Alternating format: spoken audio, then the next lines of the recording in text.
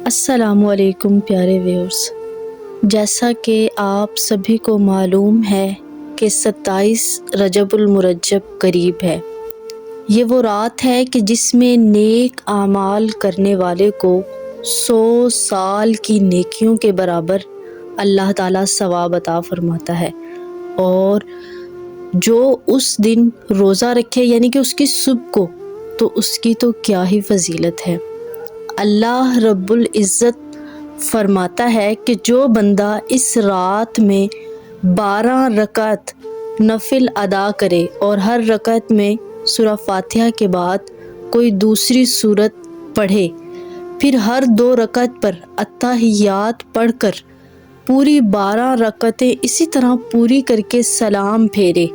اور اس کے بعد 100 مرتبہ سبحان اللہ والحمد للہ ولا الہ الا اللہ واللہ اکبر پڑھے، اس کے بعد ایک تسبیح استغفار کی پڑھے، اور اس کے بعد ایک تسبیح درود پاک کی پڑھے، تو اللہ تبارک و تعالی سے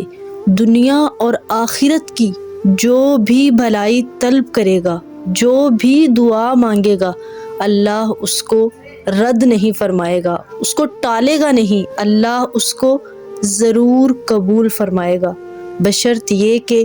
انسان وہ دعا کسی گناہ کے لیے یا کسی گناہ کے کام کے لیے نہ کرے۔